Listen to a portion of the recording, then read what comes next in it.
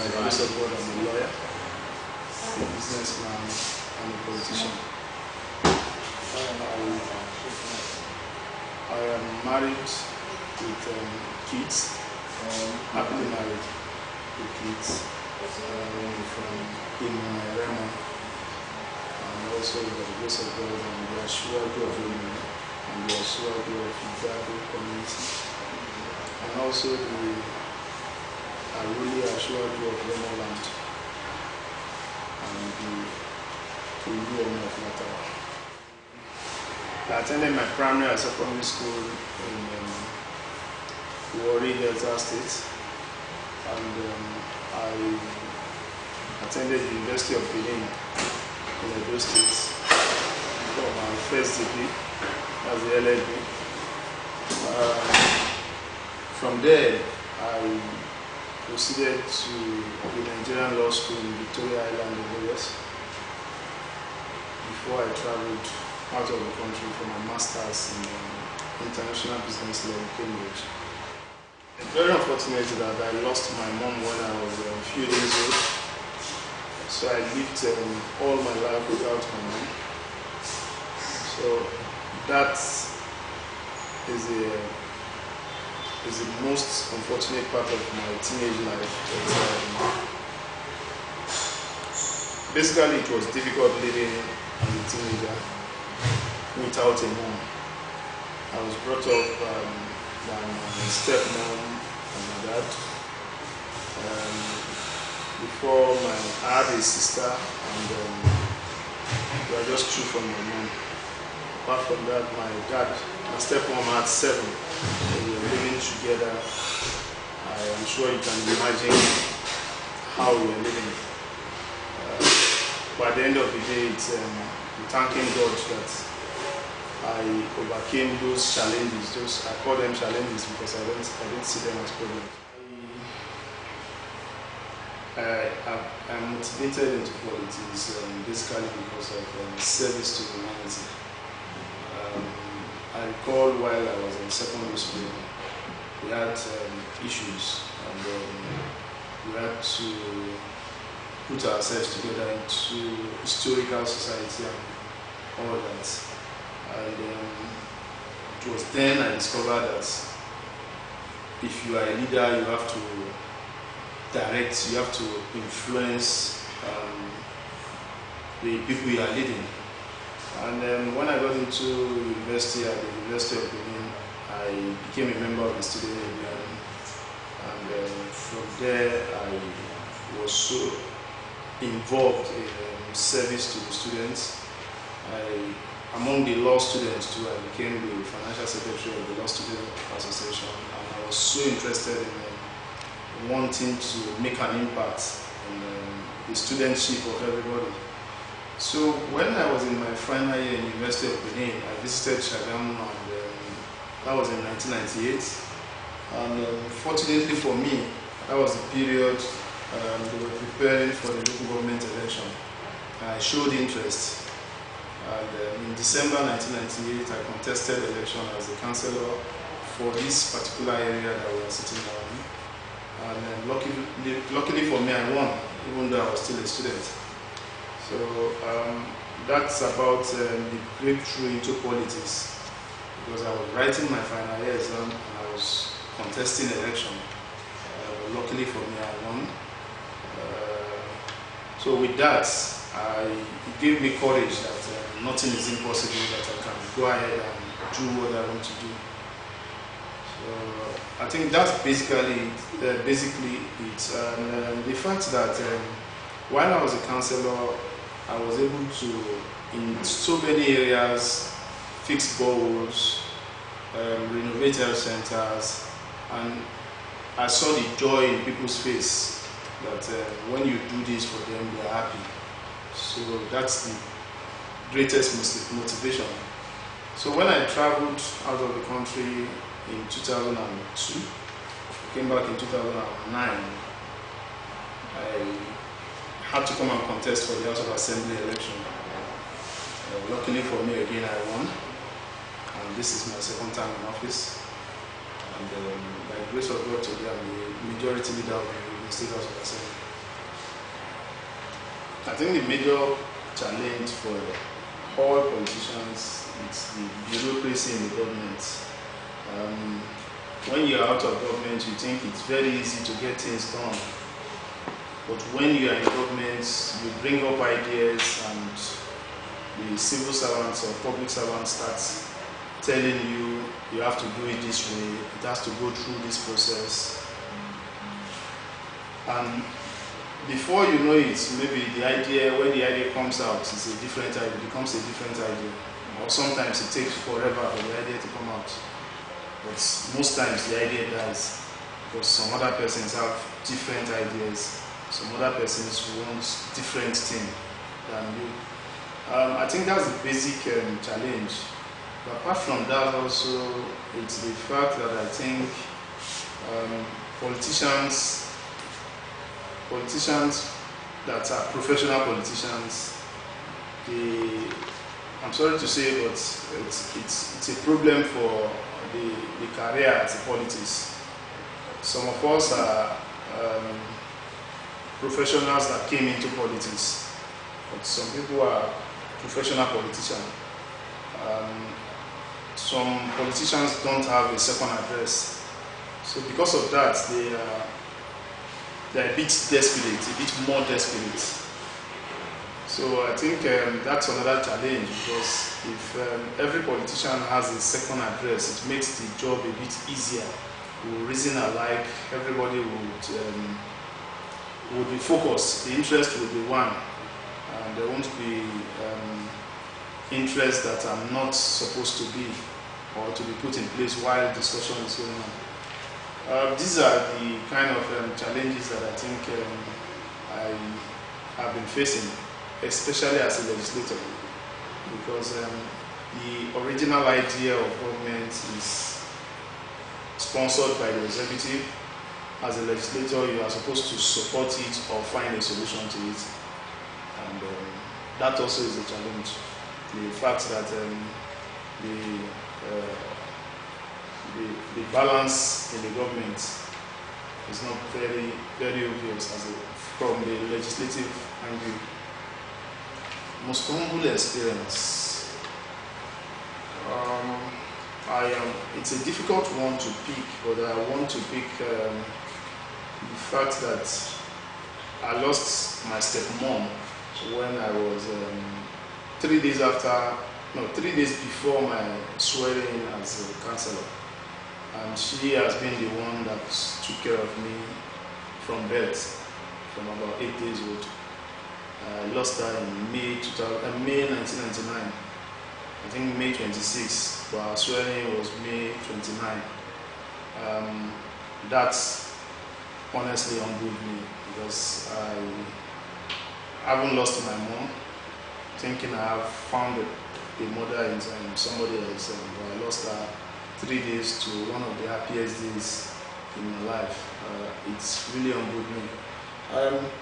But another thing that I want to pick out as what humbles me is back then when I was about 9, 10, 11 years old, we used to live in Warri, and my dad used to drive us all the way to Shagamu, to our village. The road to my village from Shagamu is the worst in the state. Then I used to tell my dad that this road, it's me that will come and do it. So coming back some 30 years after, to be in a position to be able to do that road, it's another thing that truly humbles me and shows me that the youth, the younger ones, they are the ones we should respect and empower, because their future we don't know.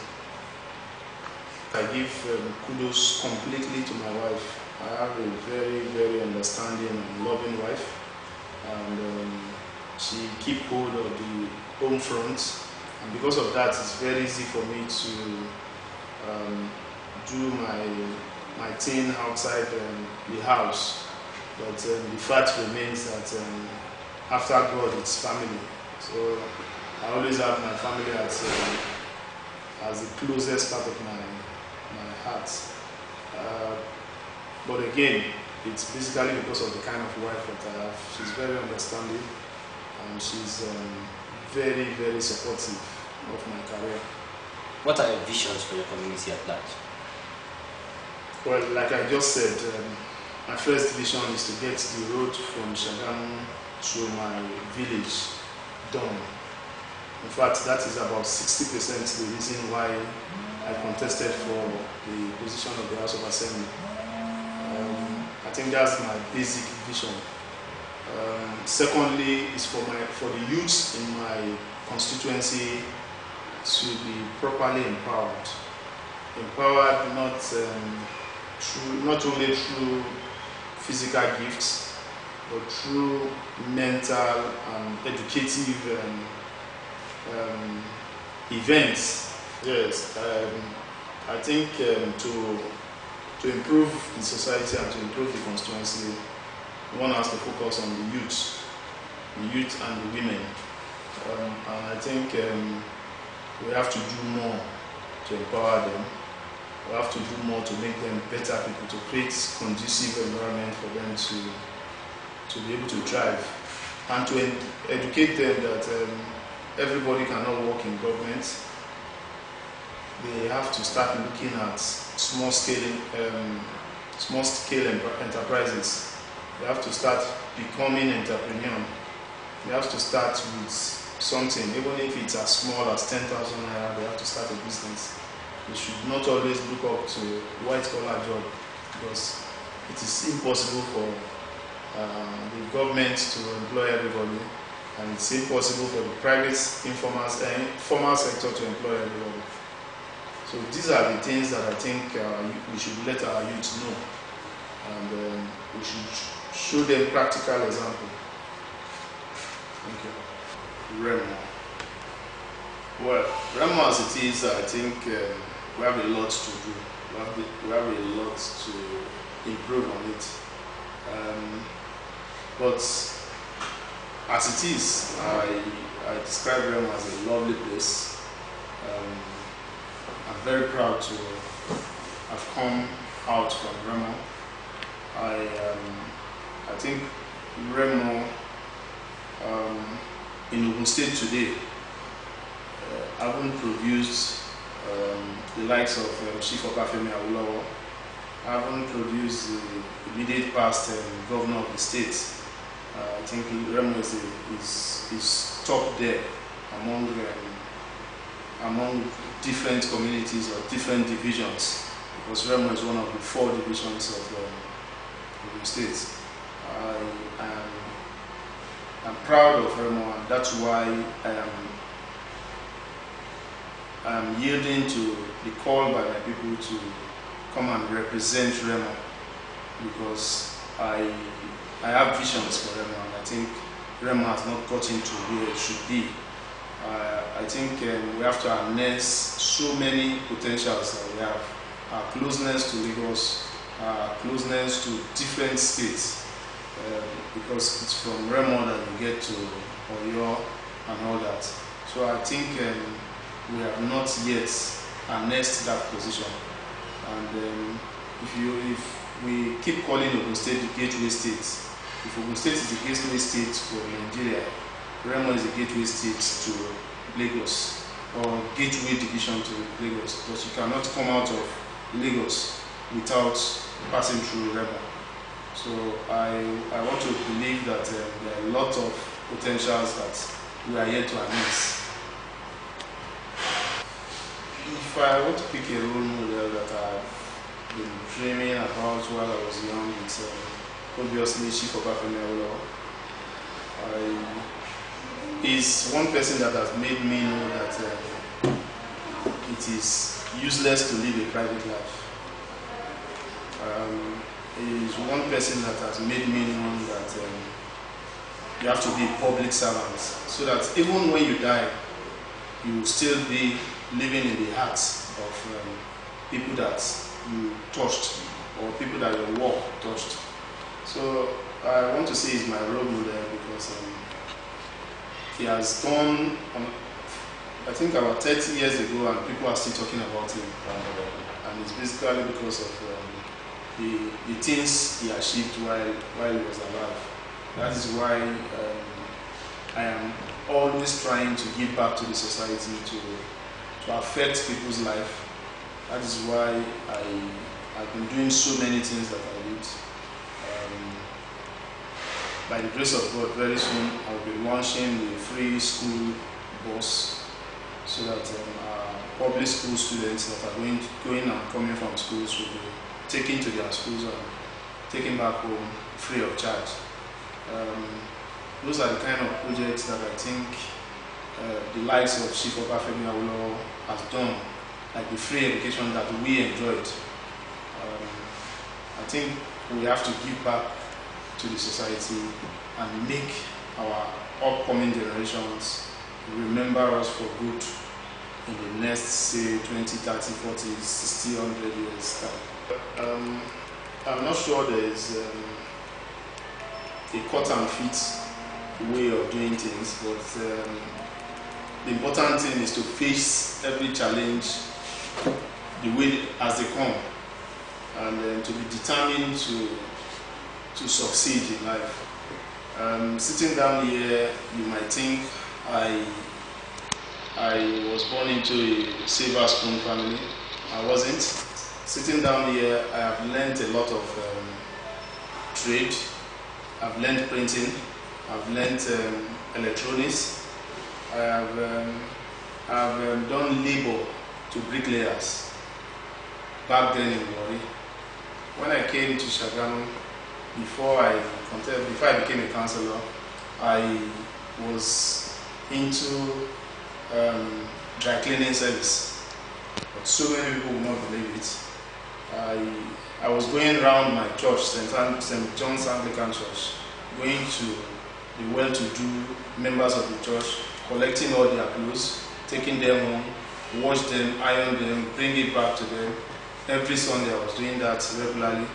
And with that, I was making some money for myself and for the boys that were with me, the church members that I had brought together. We formed that company and we started doing it. In fact, it got to an extent we started doing band sets. We were carrying cups. We had to even register a company in that name, Men in Black, Nigeria Limited. I registered that company and we were doing all that, carrying dead bodies and all that, just to make ends meet. That's why I think if I can make it to where I am today, I think everybody can. Honestly, I think so. Because the money was not there. We were hustling, and by the grace of God, I got that opportunity to contest election, became a councillor, saved some money, and traveled out to study masters in international business law in Cambridge. And I came back. Luckily for me, it was the time for election. I contested again and won. So I want to believe that our youth should stay focused. There are too many distractions for our youth. I think they should try and be focused, face the challenges of life, and if you are persistent, definitely you succeed. That's my opinion.